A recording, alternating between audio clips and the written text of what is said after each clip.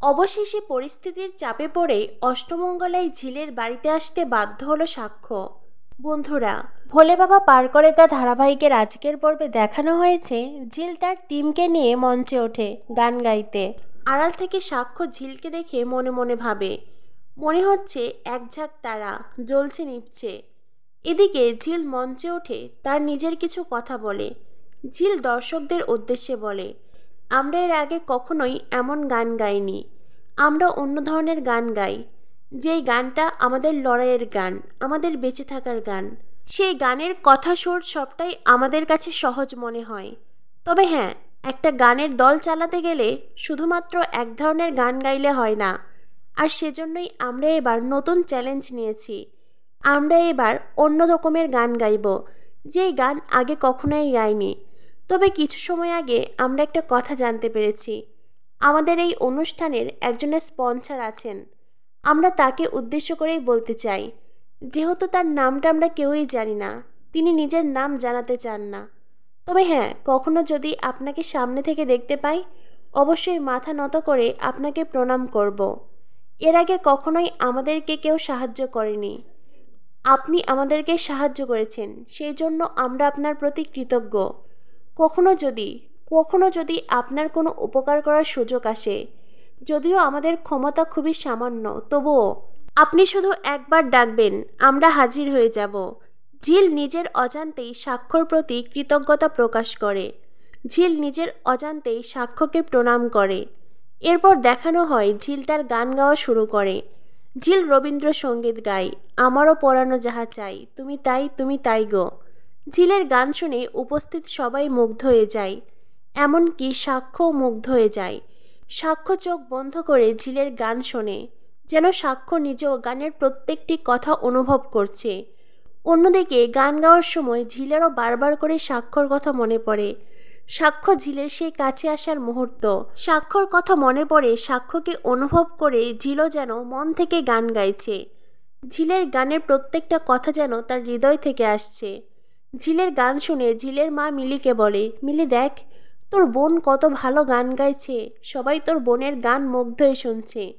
মিলি বলে, হ্যাঁ গো মা, কত সুন্দর গান গাইছে বোন, আর ওদের দেখতেও কত সুন্দর লাগছে, কি সুন্দর জামা কাপড় পরেছে।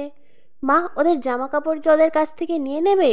মিনু বলে, আমি কি করে জানবো বল, ঝিলকে এই অনুষ্ঠান থেকেই জামা কাপড়গুলো দেওয়া হয়েছে, আর এত দামি দামি জামা কাপড় কি ওদের একবারে দেবে? হয়তো বা নিয়েও নিতে পারে, আমি জানি না। এখন মন দিয়ে গানটা শুনতো।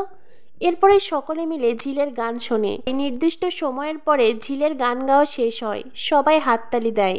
সাক্ষ্য মনে মনে ভাবে, যাক, অবশেষে তুমি আমার সম্মান রক্ষা করলে। এই প্রথমবার তুমি আমার মুখ উজ্জ্বল করলে ঝিল। এর আগে যতবার তোমার সাথে দেখা হয়েছে, ঝগড়া হয়েছে, ঝামেলা হয়েছে, তুমি আমায় ছোট করেছো। হয়তোবা আমিও তোমায় ছোট করেছি, তবে আজ প্রথমবার তুমি আমার থেকেও এগিয়ে গেলে। সাক্ষ্য ঝিলের দিকে তাকিয়ে মনে মনে কথাগুলো ভাবছিল। এরপরেই দেখানো হয় ঝিল স্টেজ থেকে নামতেই সবাই ঝিলের কাছে আসে। সবাই ঝিলকে ঘিরে ধরে ঝিলের সাথে ছবি তুলতে চায়, যেটা দেখে মিনু মিলিকে বলে, দেখ, সবাই তোর বোনের সাথে ছবি তুলতে চাইছে। মিনুও খুব খুশি হয়ে যায়। এরপর দেখানো হয় সবাই মিলে ঝিলকে এমনভাবে ঘিরে ধরেছে যে ঝিলের অস্বস্তি হতে থাকে। ঝিল সবাইকে বোঝাতে চেষ্টা করে যে আমি আজ অসুস্থ, প্লিজ আজকের দিনটা ছেড়ে দিন। কিন্তু না, দর্শক ঝিলের গানে এতটাই মুগ্ধ হয়েছে যে সবাই ঝিলের সাথে ছবি তুলতে বেশ উৎসুক। এরই মাঝে ঝিলের মাথা ঘুরে আসে, ঝিল পড়ে যেতে চায়। তখনই সাক্ষ্য ছুটে এসে ঝিলকে কোনোভাবে ধরে ফেলে। ঝিল অজ্ঞান হয়ে যায়। সাক্ষ্য বারবার করে ঝিল ঝিল বলে ডাকতে থাকে। সাক্ষ্য অস্থির হয়ে যায়। অন্যদিকে ঝিলের মা দিদি তারাও ছুটে আসে। সাক্ষ্য বলে, কেউ একটা চেয়ারের ব্যবস্থা করুন, ওকে এখনই বসাতে হবে। এরপরেই সেখানে চেয়ার আনা হয়, ঝিলকে বসানো হয়। সাক্ষ্য বলে, ওকে আমার গাড়ির এসিতে বসালেও ও বেটার ফিল করতো, কিন্তু এই অবস্থায় আপনার একটু জল আর একটা হাত পাখার ব্যবস্থা করুন। এরপরেই কেউ একজন সাক্ষ্যকে জল আর হাত পাখা দেয়। সাক্ষ্য ঝিলের চোখে মুখে জলের ছিটে দেয়। মিনু বাতাস করে, ঝিলের জ্ঞান ফিরে আসে। ঝিল সাক্ষ্যকে দেখে অবাক হয়ে যায়। ঝিল অপলক দৃষ্টিতে সাক্ষ্যর দিকে তাকিয়ে থাকে। সাক্ষ্য ঝিলকে বলে, ঝিল তুমি ঠিক আছো? এই জন্যই আমি তোমায় গান গাইতে নিষেধ করেছিলাম, তোমার শরীর ঠিক নেই, তুমি এখন দুর্বল, অসুস্থ, তুমি তোমার কোনো কথাই শুনবে না, তাই তোমাকে আজ এখানে গান গাইতে আসতেই হলো। এরপরেই সাক্ষ্য ঝিলকে বলে, তুমি কি বেটার ফিল করছো, নাকি নার্সিংহোমে নিয়ে যাব, নাকি বাসায় নিয়ে যাব বলো? ঝিল বলে, আমি বাড়ি যাব। সাক্ষ্য তখন মিনুকে বলে, আপনারা ওকে ধরে ধরে নিয়ে আসুন, আমি গাড়ি নিয়ে আসছি। এ বলে সাক্ষ্য গাড়ি নিয়ে সেখানে আসে, আর মিনু মিলি মিলে ঝিলকে ধরে ধরে গাড়ির সামনে নিয়ে আসে। মিনু ঝিলকে নিয়ে গাড়িতে বসে। এদিকে ঝিল সাক্ষ্যকে বলে, আপনার এখানে গাড়ি নিয়ে আসার কোনো প্রয়োজনই ছিল না, আমি পায়ে হেঁটেই যেতে পারতাম। সাক্ষ্য বলে, আবারও তোমার সে একই কথা, তাই না? তুমি অসুস্থ, আর কতবার বলবো তোমার রেস্ট নেওয়া প্রয়োজন, চুপ করে থাকো না। এই সময় বেশি কথা বলা যাবে না, বেশি উত্তেজিত হওয়া যাবে না। এই বলে সাক্ষ্য মিনুকে বলে, আপনি একটা কাজ করুন, আপনি বরং ওর মুখটা চেপে ধরুন। তখনই ঝিল বলে, হ্যাঁ? সাক্ষ্য বলে, হ্যাঁ, আপনি ওর মুখটা চেপে ধরুন তো। মিনু তখন ঝট করে ঝিলের মুখে হাত রাখে। মিনু বলে, এই তো বাবা, আমি ওর মুখ চেপে ধরেছি, এবার চলো। এরপরেই সাক্ষ্য মিলিকে বলে, কি হলো, তুমি আবার বাইরে দাঁড়িয়ে আছো কেন, গাড়িতে চড়ে বসো। মিলিও তখন গাড়িতে চড়ে বসে। এরপরে দেখানো হয় সবাই মিলে বস্তিতে আসে। বস্তির লোকেরা ইতিমধ্যেই খবর পেয়েছে, তাই তারাও ঝিলদের বাড়িতে এসে উপস্থিত। সবাই মিলে সাক্ষ্যদের এমনভাবে ঘিরে ধরেছে যে ঝিল বলে, কি হলো, এখানে কি কোনো সঙ্গের অনুষ্ঠান হচ্ছে নাকি, যে তোমরা সবাই এভাবে ঘিরে ধরে আছো? তখনই মেনকা নানানভাবে সাক্ষ্যকে কথা শোনায়। এই যেমন সাক্ষ্য বস্তিতে এসেছে, সাক্ষ্যর পরিবার কি জানে, নাকি এই নিয়ে আবার বাড়িতে অশান্তি হবে? পরিবারের লোকজন তো ঝিলকে বাড়ির বউ হিসেবে মেনেই নেয়নি, তারপরে আবার তুমি বস্তিতে এসেছো, তো জামাই অষ্টমঙ্গলায় তোমাদের জোর খোলা হবে তো? তখনই মিনু বলে, কি গো মেনকা, আমাদের বাড়ির প্রত্যেকটা বিষয়ের গন্ধ পেলেই তোমাকে এখানে আসতে হবে, তাই না? যাও না, যাও না, নিজের বাড়িতে যাও না। ঝিলও বলে, শোনো মেনকা মাসি, আমি অসুস্থ, তাই উনি আমাকে বাড়িতে পৌঁছে দিতে এসেছেন। হয়তোবা কিছু সময় উনি থাকবেন, চলে যাবেন। উনি আমাদের বাড়িতে কোনো খাবারও খাবেন না, এমনকি আমাদের বাড়িতে জল অবধি খাবেন না, তাই ওনাকে অন্তত ঘরে বসতে বলি। এখন তোমরা যাও না এখান থেকে। তখনই ঝিলের বন্ধুরা সাক্ষ্যকে বলে, আপনি কি সত্যি এই বাড়িতে কিচ্ছু খাবেন না? না মানে আপনি যদি মিষ্টিটা খেতেন, আমরা না হয় সেটা আনানোরও ব্যবস্থা করতাম। সাক্ষ্য বলে, দেখুন, আমি এখানে খেতে আসিনি, ঝিল অসুস্থ, আর এখন ঝিলকে গরম দুধ খাওয়াতে হবে। মিলি ইতিমধ্যেই দুধ গরম করতে শুরু করেছে। অন্যদিকে বস্তির লোকজন মিনুকে বলে, কিন্তু মেয়েটার যদি জোর খোলা না হয় তবে তোর অমঙ্গল হবে। ঝিল বলে, আর কতবার বলবো, উনি জোর খুলতে এখানে আসেননি। ওনার যদি জোর খুলতে আসার হতো উনি সকালেই আসতেন, তা তো আসেননি।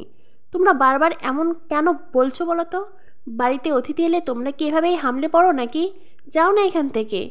মিলি বলে, দেখুন, আমার বোনের অমঙ্গল তো হলে হবে, কিছু করার নেই। এখন ওরা যদি জোর খুলতে না চায়, আমরা তো আর জোর করতে পারি না, তাই আপনারা এখন এখান থেকে আসুন। বস্তির লোকজন মেনুকা সবাই মুখ বেঁকিয়ে চলে যায়। এরপরে ঝিল সাক্ষ্যকে ঘরে আসতে বলে। সাক্ষ্য ঝিলের ঘরে গিয়ে বসে, চারদিকটা দেখতে থাকে। এরপরে ঝিলের বন্ধুরা সাক্ষ্যকে বলে, দেখলেন তো আপনার জন্য ঝিলকে কতটা অপমানিত হতে হলো? সাক্ষ্য বলে, আমার জন্য? ঝিলের বন্ধুরা বলে, হ্যাঁ, আপনার জন্যই তো। আপনি অষ্টমঙ্গলা কেন করতে আসেননি বলুন তো? জোরটা খুলে নিন না, তবেই তো বস্তির আর কারোর কাছে কাকিমা বা ঝিলকে অপমানিত হতে হয় না। ঝিল তো কটা দিন বস্তিতে থাকবে, মেয়েটা অন্তত স্বস্তিতে থাকতে পারবে, নইলে এই ধরনের কথায় কথায় মেয়েটা তো শেষ হয়ে যাবে। এরপরেই মেনু সাক্ষ্যকে বলে, বাবা, তুমি কি কিছু খাবে? সাক্ষ্য বলে, না, আমি কিছু খাবো না।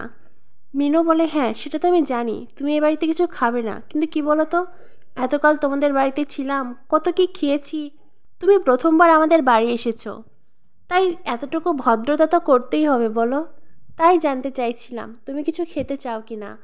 সাক্ষ্য বলে, দেখুন, এখন ঝিলের গরম দুধ খাওয়া প্রয়োজন। তখনই মিলি ঝিলের জন্য গরম দুধ আনে। সাক্ষ্য মিলিকে বলে, আপনি বরং ওকে দুধটা খাইয়ে দিন। ঝিল তখন সাক্ষ্যকে বলে, আমি এত তাড়াতাড়ি মরবো না, আর আমি মরলেও কেউ আপনাকে দোষ দেবে না, তাই আপনার এত চিন্তা করার কোনো কারণ নেই। ঝিলের কথা শুনে সাক্ষ্য চোখ বড় বড় করে ঝিলের দিকে তাকায়। অন্যদিকে ঝিলও ড্যাব ড্যাব করে সাক্ষ্যর দিকে তাকিয়ে থাকে। তো বন্ধুরা, বুঝতেই পারছো, বউয়ের চিন্তায় সাক্ষ্যবাবু এবার বস্তিতেও হাজির। বস্তিতেও বউয়ের টেক কেয়ার করছে, আবার মুখে মুখে বলছে ঝিল নাকি তার জীবনের চরম শত্রু। সাক্ষ্যবাবু এখনও বুঝতে পারেনি সে ঝিলকে কতটা ভালোবেসে ফেলেছে। তো বন্ধুরা, কি হতে চলেছে ভোলে বাবা পার করেগা ধারাবাহিকে? ভোলে বাবা পার করেগা ধারাবাহিকের পরবর্তী আপডেট পেতে আমাদের সাথেই থেকো। ধন্যবাদ সবাইকে।